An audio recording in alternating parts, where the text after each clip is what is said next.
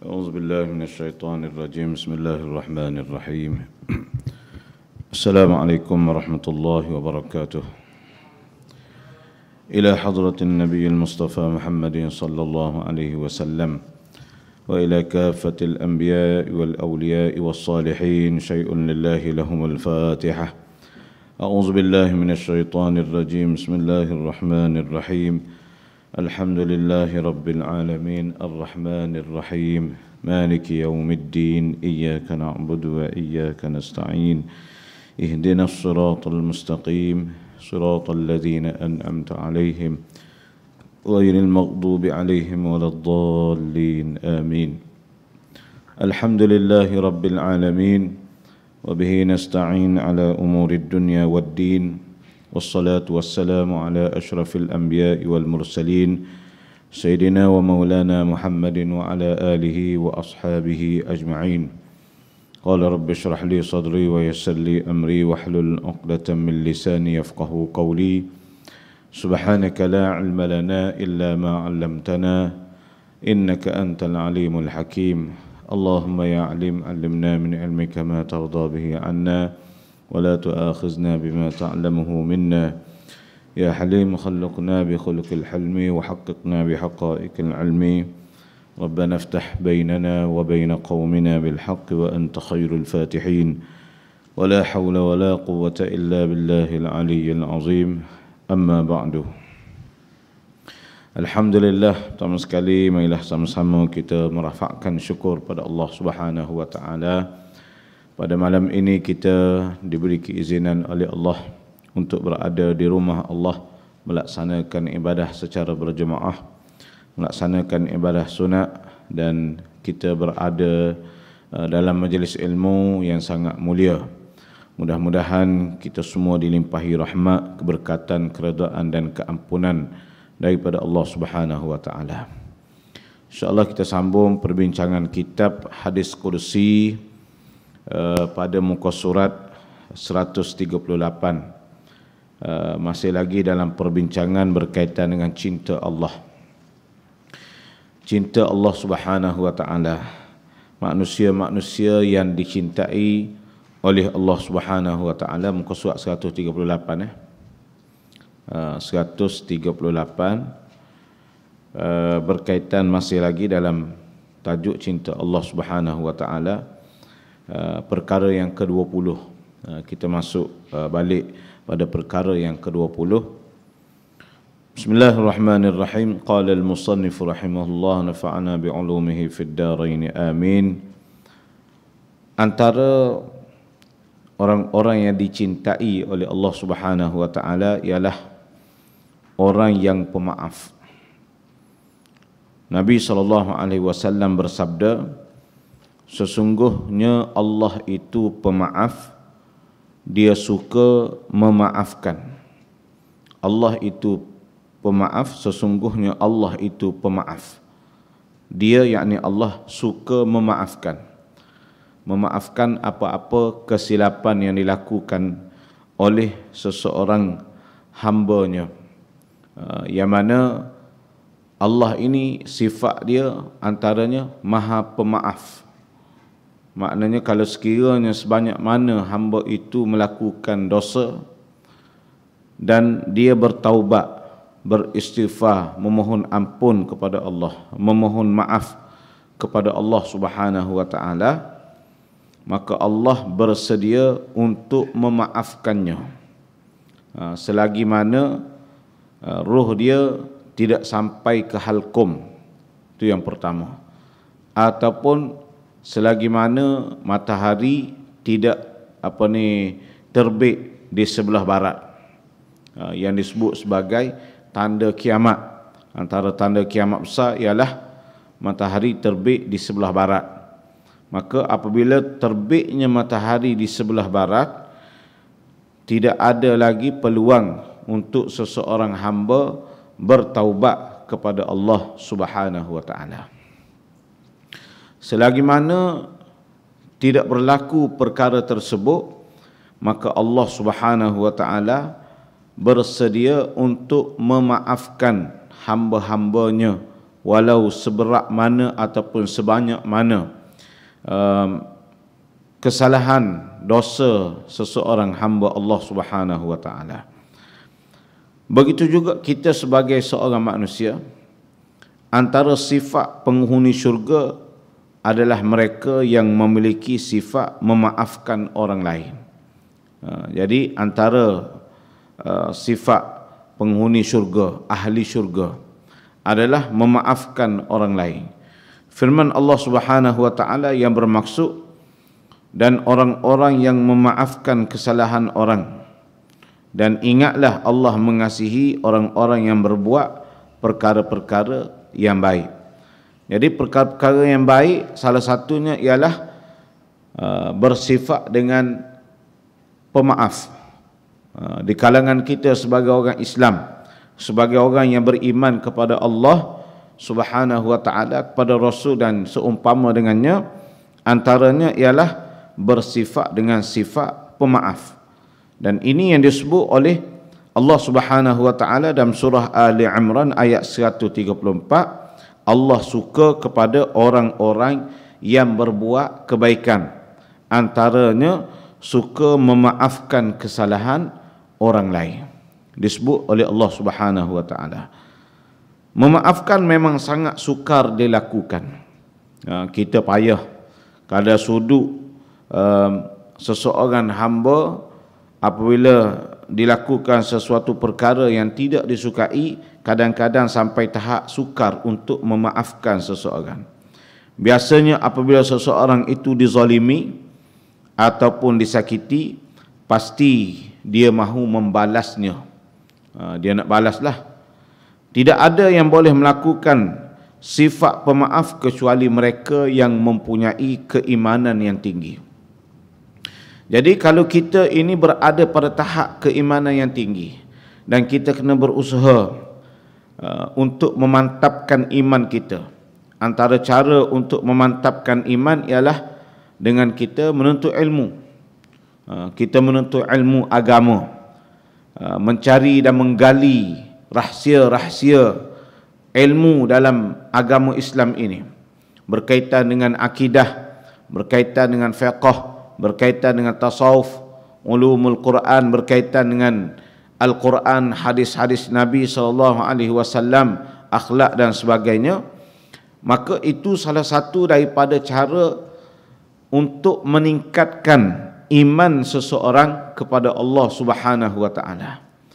Jadi orang yang pemaaf ini salah satu sebabnya ialah mempunyai ketinggian iman.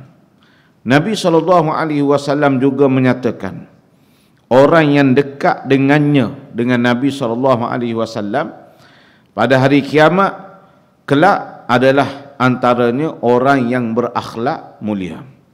Dan pemaaf ini salah satu daripada akhlak mulia. Oleh itu janganlah kita mengabaikan sifat memaafkan. Jadi kita kena berusaha untuk wujudkan dalam diri kita ini sifat pemaaf. Sifat pemaaf. Bagaimana seorang sahabat Nabi SAW yang disebut oleh Nabi SAW kepada sahabat-sahabat kibarus sahabah, Sayyidina Umar, Sayyidina Abu Bakar dan sebagainya, dia ni adalah seorang ahli syurga. Rasulullah declare dia sebagai seorang ahli syurga. Amalan dia antaranya ialah sebelum tidur dia maafkan semua kesalahan-kesalahan orang lain. Dia positif dalam perkara ini. Ulama menyatakan perkara paling memudahkan seseorang masuk ke dalam syurga selepas perkara akidah ataupun tauhid adalah memiliki akhlak yang mulia. Begitulah sebaliknya, perkara yang memudahkan seseorang itu masuk ke neraka selepas syirik kepada Allah adalah golongan berakhlak yang buruk. Jadi antara benda yang memudahkan seseorang itu masuk syurga ialah akhlak yang baik. Selepas tauhid, selepas kita mengesakan Allah, beriman kepada Allah dan juga perkara yang mesti dan wajib kita imani, antaranya ialah akhlak mulia yang memudahkan seseorang itu yang mendapat rahmat Allah sehingga masuk syurga. Dan antara perkara yang memudahkan seseorang itu mendapat kemurkaan Allah dan dijauhkan rahmat daripada mereka, rahmat Allah daripada mereka selepas syirik, selepas perbuatan syirik, ialah golongan yang berakhlak buruk. Akhlak buruk, akhlak ni luas. Dari sudut kita dengan Nabi SAW dan agama Islam mengajar kita bagaimana akhlak kita dengan orang dewasa, bagaimana akhlak orang dewasa dengan kanak-kanak, bagaimana yang lebih tua dengan orang yang lebih muda, bagaimana orang yang lebih muda dengan orang yang lebih tua, bagaimana akhlak kita berada dalam rumah Allah. Kalau kita dalam kelas, bagaimana akhlak kita dalam kelas, disiplin kita, bagaimana akhlak kita di khalayak ramai. Jadi semua itu dipandang oleh Allah Subhanahu wa taala apabila seseorang itu berada pada akhlak yang baik. Apabila mampu memaafkan kesalahan orang lain, maka seseorang itu sudah mencapai darjah ihsan yang disebut sebagai rukun agama. Ihsan ni rukun agama. Rukun Islam, rukun iman dan ihsan. Tiga perkara ni adalah rukun agama yang menyempurnakan keimanan dan amalan seseorang. Iman dan amalan seseorang, antara yang menyempurnakannya ialah ihsan. Ihsan ini kita melaksanakan sesuatu betul-betul kerana Allah Subhanahu wa taala. Kita memaafkan orang yang melakukan kezaliman, orang yang melakukan kesalahan kepada kita, dan kita bersedia untuk memaafkan. Maka kata ulama, pada ianya berada pada sampai tahap darjah ihsan. Pastinya kita pernah melalui pengalaman, mungkin pernah dihina atau dimalukan sehingga menjatuhkan maruah. Jika hendak diikutkan perasaan, mahu sahaja dibalas semula perlakuan itu. Walaupun peristiwa itu sudah lama berlalu, apabila tiba-tiba ia terlintas di fikiran, membuatkan diri rasa tidak senang hati. Maknanya sampai tahap perbuatan yang buruk itu kepada kita ini, sampai tahap kalau kita ingat balik, kita jadi trauma, kita jadi stres. Ataupun seseorang itu rasa tidak senang hati dengan perbuatan, rasa kecil hati, rasa sungguh kecewa dengan perbuatan seseorang kepada dia. Bagaimanapun sebagai seorang Muslim yang taat kepada Allah dan kepada Rasulnya, kita digalakkan untuk memaafkan, terutama apabila individu yang melakukan kesalahan itu menghulurkan kemaafan. Kita memaafkan. Pertama sekali mungkin kita dengan perbuatan seseorang itu kita maafkan. Kita maafkan. Kadang-kadang ada seseorang yang berakhlak tinggi, akhlak dia. Bila seseorang itu buat sesuatu yang tidak baik kepada dia, dia diam. Tapi dalam diam dia sudah niat untuk memaafkan. Tanpa syarat. Tanpa syarat. Alhamdulillah. Memaafkan tanpa syarat. Maknanya dia maafkan. Tak apalah. Macam mana dia senyap. Apabila seseorang itu mari kepada dia untuk memohon maaf, dia sudah pun bersedia untuk memaafkan. Dia disebut, aku lama dah maafkan, aku pun tak ingat apa dah. Padahal dalam hati ni masih lagi terasa dan sebagainya. Tetapi untuk memaafkan perbuatan itu, disebutlah begitu bagi menyenangkan hati sahabat dan hati dia dalam keadaan begitu. Allah Subhanahu wa taala berfirman yang bermaksud, dan hendaklah mereka memaafkan dan berlapang dada. Maaf, berlapang dada. Apakah kamu tidak ingin mengampunimu? Apakah kamu tidak ingin Allah mengampunimu? Dan Allah adalah Maha Pengampun lagi Maha Penyayang. Jadi kita ingat, seseorang itu kalau tidak mahu memaafkan, ingat Allah ni Maha Pemaaf. Allah ini Maha Pengampun, Maha memaafkan apa-apa sahaja kesalahan hambanya, apabila hamba itu memohon kemaafan kepada Allah Subhanahu wa taala, istighfar pada Allah Subhanahu wa taala, Allah gugurkan dosa-dosa dia. Mari menghadiri solat, duduk dalam majlis ilmu, duduk melakukan kebaikan, majlis zikir dan sebagainya, itu salah satu perkara yang menyebabkan Allah menggugurkan dosa-dosa kecil seseorang hamba. Manakala dosa-dosa besar, apabila seseorang itu memohon keampunan daripada Allah, Allah akan mengampuninya. Allah akan mengampuninya. Makna kalau ingat begitu, kita sebagai seorang hamba Allah, tidak mahukah kata Allah, kamu mendapat keampunan daripada Allah? Kamu tidak mahukah mendapat keampunan daripada Allah? Kalau mahu mendapatkan keampunan daripada Allah, hendaklah memaafkan dan berlapang dada dalam sesuatu perkara. Jangan bertangguh untuk bermaafan. Selain buang ego, buang sifat ego masing-masing, harus berlapang dada untuk memaafkan. Dalam satu sabda Nabi SAW yang bermaksud, barang siapa yang didatangi saudaranya yang hendak meminta maaf, hendaklah memaafkannya. Apabila seseorang itu datang kepada dia, kata Nabi SAW, untuk memohon maaf, hendaklah dia memaafkannya. Apakah ia berada di pihak yang benar atau yang salah? Apabila tidak melakukan hal itu, yakni memaafkan, nescaya tidak akan mendatangi telagaku di akhirat. Kalau seseorang itu tidak mahu memaafkan, antara kesannya, kata Nabi SAW, dia tidak akan dapat merasai ataupun mendatangi telaga Nabi SAW. Nak rasa air telaga Kausar Nabi SAW pun tak boleh. Kerana nak mendekati telaga Kausar pun Nabi SAW sebut, dia tidak akan dapat mendatanginya. Bagi orang-orang yang enggan memberi maaf kepada orang yang datang untuk memohon maaf kepada dia.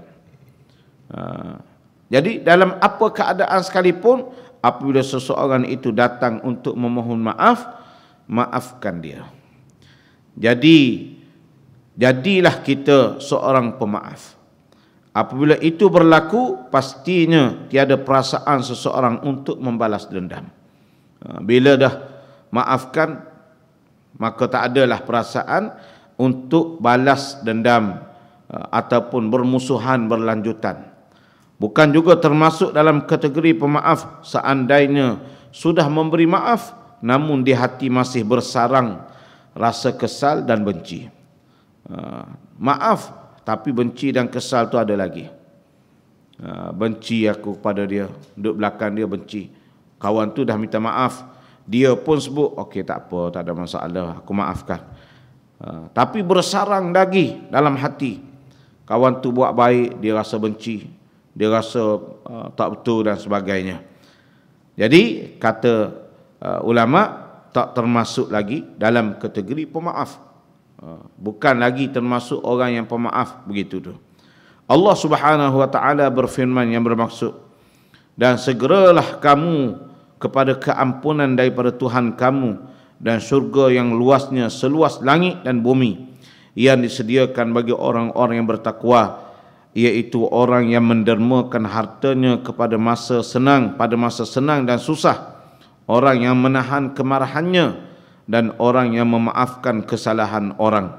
Dan ingatlah, Allah mengasihi orang-orang yang berbuat perkara-perkara yang baik, daripada surah Ali Imran. Jadi kata Allah Subhanahu wa taala, segerakanlah kepada keampunan daripada Tuhan, dan juga segerakanlah untuk mendapat syurga Allah Subhanahu wa taala yang sangat luas, seluas langit dan bumi, yang disediakan bagi orang-orang yang bertakwa. Antara ciri-ciri orang yang bertakwa yang disebut dalam ayat ini daripada surah Ali Imran ini ialah orang yang mendermakan hartanya pada waktu senang dan susah. Sama ada dia senang ataupun dia susah, akan ada bahagian untuk dia infak. Bahagian untuk dia infak. Tadi saya terima, melalui saya terima sumbangan tuan-tuan daripada orang yang kita kata miskin lah, tak berapa nak banding dengan orang lain tu. Saya kata, berapa ni? Dia kata 1,000. Terkejut saya. Macam mana boleh simpan? Dia kata setiap pagi dia simpan sedikit-sedikit. Selama mana dia simpan? Setahun. RM2, ada RM2 dia simpan RM2, dia sedekah subuh. Sedekah subuh. Cukup RM50, dia tukar sekeping RM50 dengan orang. Kumpul setahun boleh 1,000. Dia pun bagi, dia kata bagi, masukkanlah kepada tabung pembangunan tahfiz. Jadi maknanya dalam keadaan senang ataupun susah, dia tetap juga. Dia sebut, dia kata ni bahagian dia ni untuk akhirat ni, dia kata ni. Ni bahagian dia untuk akhirat. Jadi senang ataupun susah, antaranya yang disebut oleh Allah Subhanahu wa taala sifat orang yang bertakwa, senang susah tetap dia bagi sumbangan. Berusaha untuk menginfakkan harta pada jalan Allah Subhanahu wa taala. Yang kedua, orang yang menahan kemarahannya. Tahan kemarahan. Nabi SAW Nabi sebut, la taghdab, jangan kamu marah. Jangan kamu marah.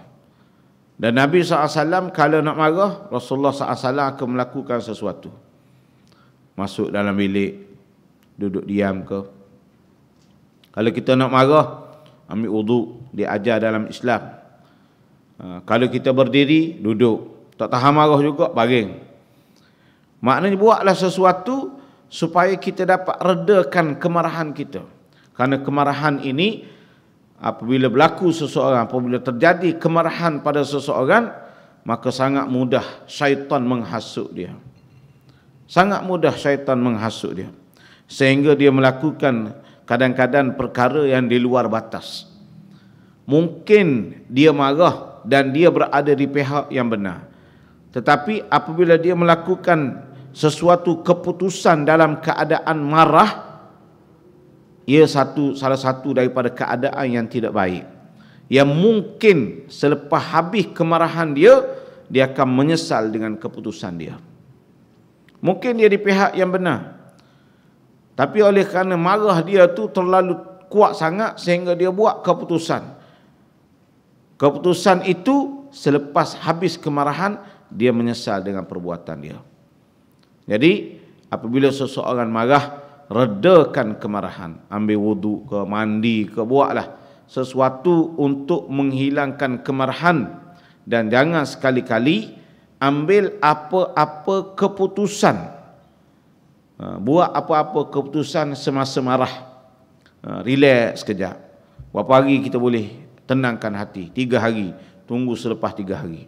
Tenang, elok pemikiran kita. Kita dengan orang yang kita nak marah pun dah rasa, kita pun rasa tenang dah sikit dengan dia, maka kita berbicara dah dengan baik, bincang elok-elok, barulah kita boleh buat keputusan bersama.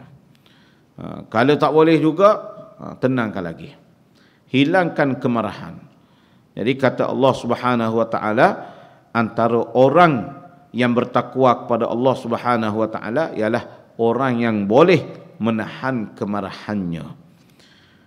Yang ketiga, orang yang memaafkan kesalahan orang. Bila dia boleh tahan kemarahan, boleh tenangkan diri, ataupun dia nak marah tapi dia tak keluarkan, tak zahirkan kemarahan dia, maka keadaan begitu membawa kepada seseorang itu akan mudah untuk memaafkan orang lain, kesalahan orang lain. Keadaan begitu juga, keadaan boleh tahan marah itu juga boleh menyebabkan seseorang dalam hati dia tak apalah, mungkin dia tak tahu ataupun dia tersilap langkah, dalam hati dia sudah memaafkan kesalahan tersebut. Jadi orang tu datang kepada dia untuk memohon maaf, lagilah dia suka untuk memaafkan kerana dia sudah pun memaafkan. Ini disebut sifat orang yang bertakwa. Ini disebut oleh Allah Subhanahu wa taala dalam surah Ali Imran ayat 133 hingga 134. Nabi SAW, Nabi Muhammad SAW adalah contoh terbaik untuk menggambarkan sifat pemaaf Nabi. Sifat itu dipamerkan menerusi ucapan atau tindakan baginda SAW. Terdapat satu kisah berlaku selepas perang Uhud yang menunjukkan bagaimana sikap pemaaf Nabi SAW. Sebahagian sahabat meminta baginda mendoakan kecelakaan ke atas golongan kafir Quraisy. Ketika itu wajah Nabi luka dan sebatang gigi Nabi SAW patah. Baginda SAW menolak permintaan sahabat itu, lalu bersabda, sesungguhnya saya diutus bukan sebagai tukang laknat. Ini Nabi SAW. Kata Nabi SAW menjawab permintaan sahabat. Sahabat bagi tahu tu kerana terlalu sedih dengan apa yang berlaku kepada Nabi yang dilakukan oleh orang-orang kafir.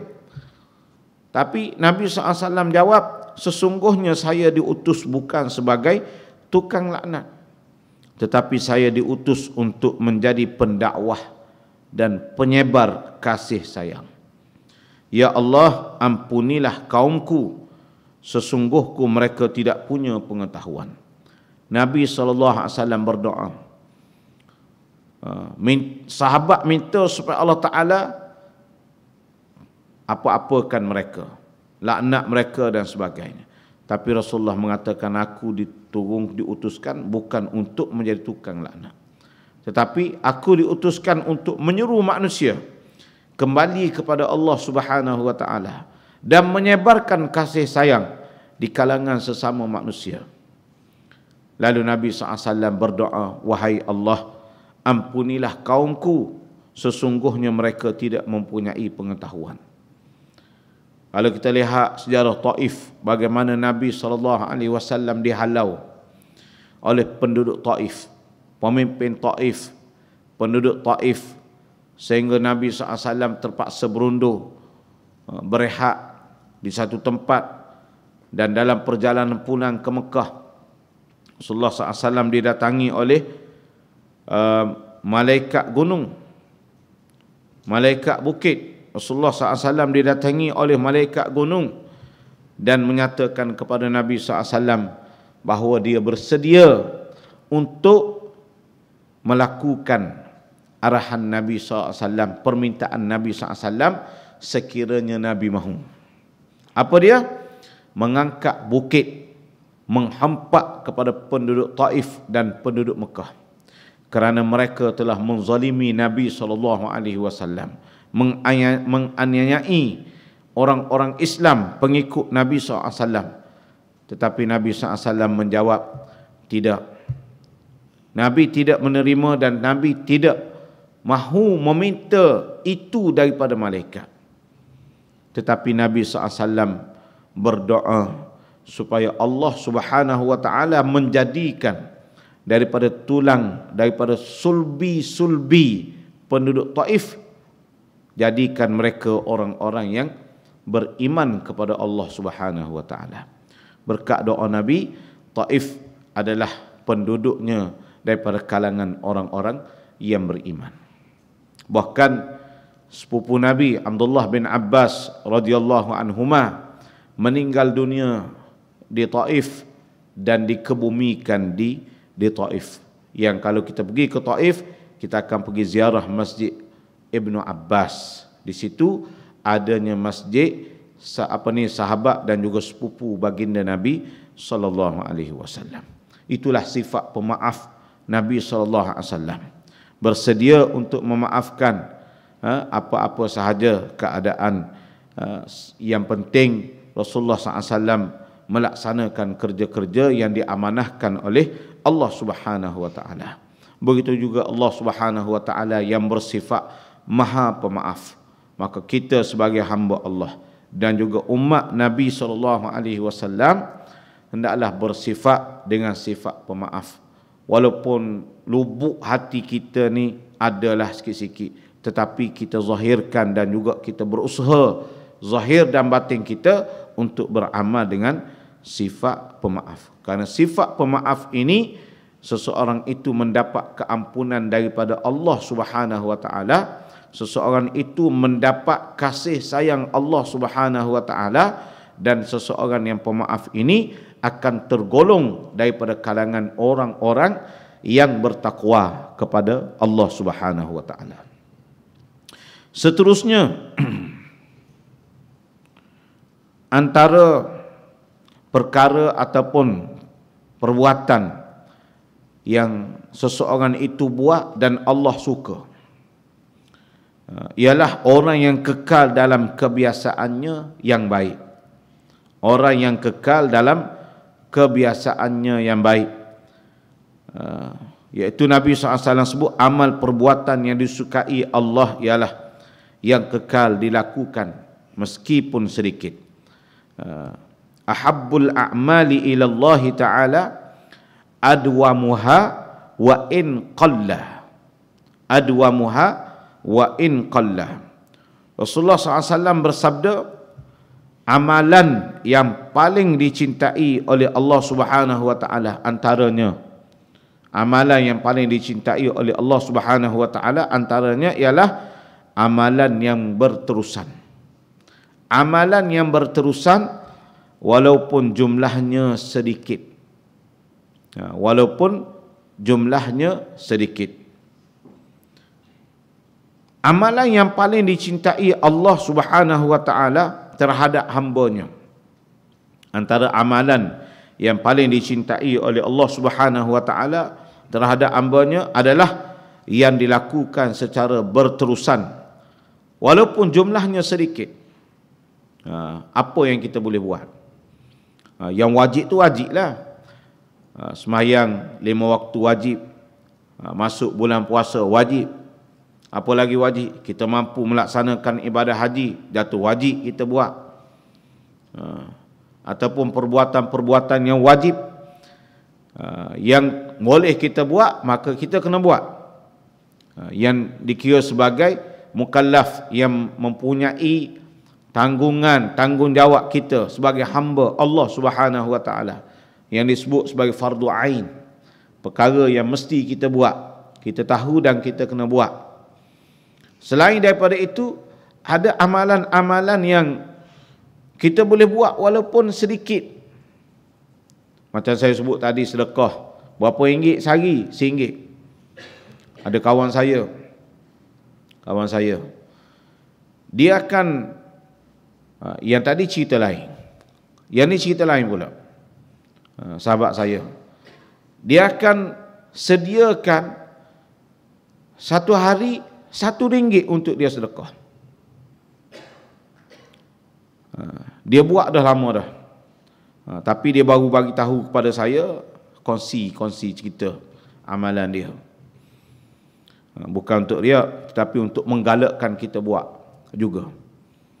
Dia kata, Ustaz, saya dah buat lama dah, saya buat. Tanya, buat apa? RM1 sehari mesti saya bagi sumbangan. Saya masuk tabung. Cukup sebulan, saya akan masuk dalam tabung masjid ke, tabung apa-apa ke. RM1 satu hari. Kadang-kadang tertinggal dia. Bila tertinggal, dia rasa resah. Apa aku tak buat ni? Dia kata, aku tak buat apa ni? Baru dia teringat semalam dia tak keluarkan lagi RM1 untuk sumbangan. Dia pun keluar. RM1 satu hari. Sebulan baru RM30. Ni antara contoh amalan yang sedikit, tetapi mempunyai keikhlasan yang tinggi. Siapa pun tak tahu. Kalau dia cerita pun kepada saya ni untuk kita berkongsi amalan. Ada sahabat saya yang lain, setiap hari Bukan setiap hari, setiap seminggu sekali ke begitulah, ataupun 2-3 hari sekali, ada masa dia lah yang dia buat untuk tempoh tertentu. Dia akan masukkan dalam tabung RM25. Ini dari sudut infak. Maknanya walaupun sedikit tetapi berterusan. Ini amalan yang sangat dicintai oleh Allah Subhanahu Wa Taala. Saya nak bagi sumbangan RM1 pun rasa tak mampu. Tak apa. Apa yang kita mampu? Apa yang kita mampu? Sahabat Nabi, sebagaimana yang saya sebut tadi, sahabat Nabi SAW setiap hari sebelum tidur, dia maafkan orang.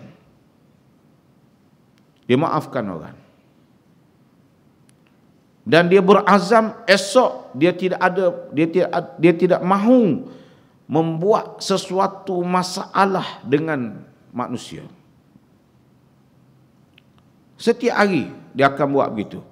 Nabi declare dia sebagai ahli syurga. Dia tak bagi sumbangan.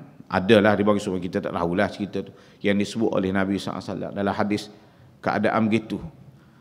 Hanya 2-3 perkara yang sangat ringkas dan simple dia buat, tetapi berterusan. Nabi SAW declare dia sebagai ahli syurga. Dan banyak lagi contoh amalan-amalan yang kita buat.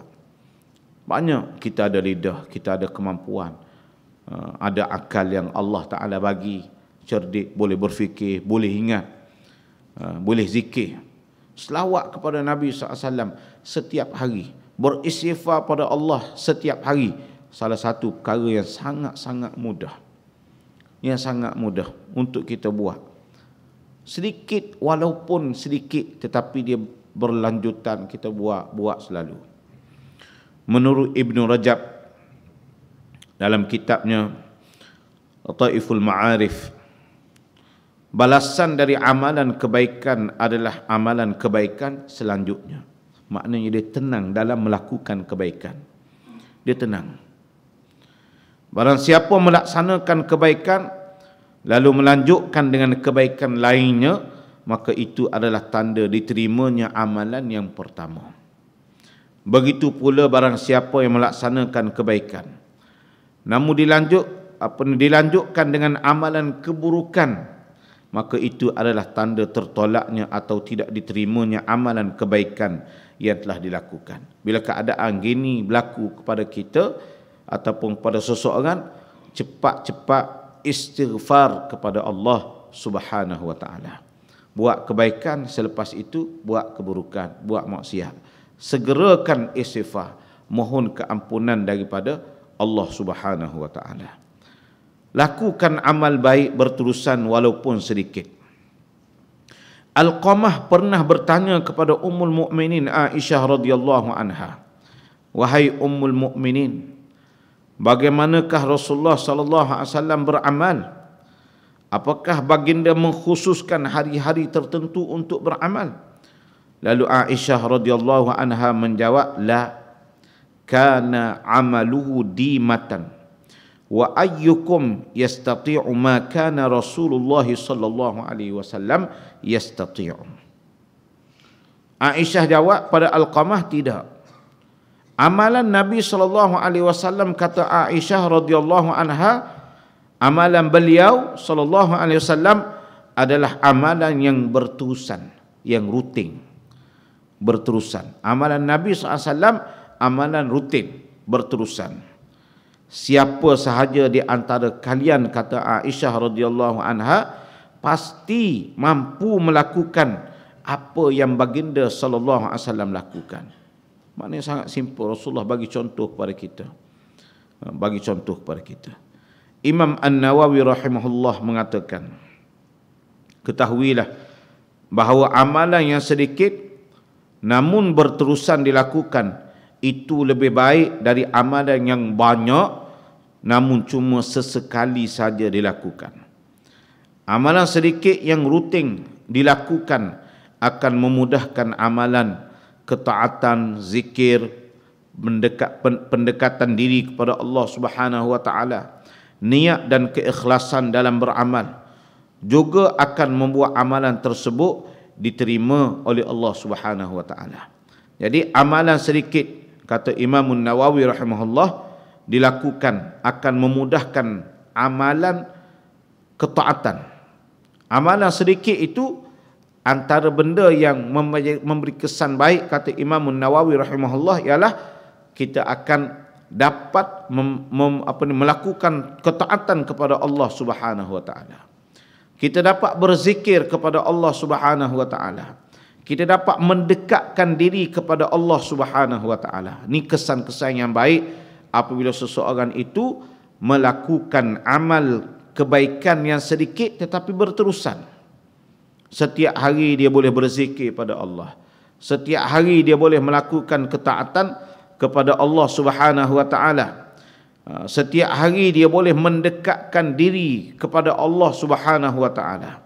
Manakala niat dan keikhlasan dalam beramal juga akan membuat amalan tersebut diterima oleh Allah Subhanahu wa taala. Ini syarat penerimaan amalan seseorang oleh Allah Subhanahu wa taala.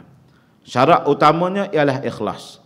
Ikhlas ni tidak mensyirikkan Allah Subhanahu wa taala. Bersih daripada mempersekutukan Allah Subhanahu wa taala. Kita buat amalan kerana apa? Kerana Allah. Kerana Allah. Inilah ihsan, adanya ihsan. Pentingnya adanya ihsan. Kita beriman, rukun iman. Kita beramal yang disebut rukun Islam. Iman, amal, ihsan. Iman dan amal itu penyempurnanya adalah ihsan, iaitu menghadirkan hati kita merasai kehadiran Allah Subhanahu wa taala dalam apa-apa keadaan kita.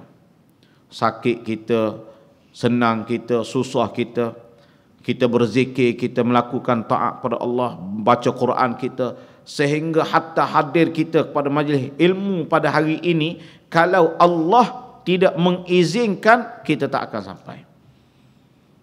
Tak akan sampai kita. Kalau Allah tidak bagi hidayah dan tak bagi kekuatan kepada kita untuk berada dalam majlis ilmu, untuk berada dalam solat berjemaah, untuk melakukan solat sunat, untuk berdoa kepada Allah, untuk melakukan kebaikan, untuk baca Quran, pasti tidak akan berlaku.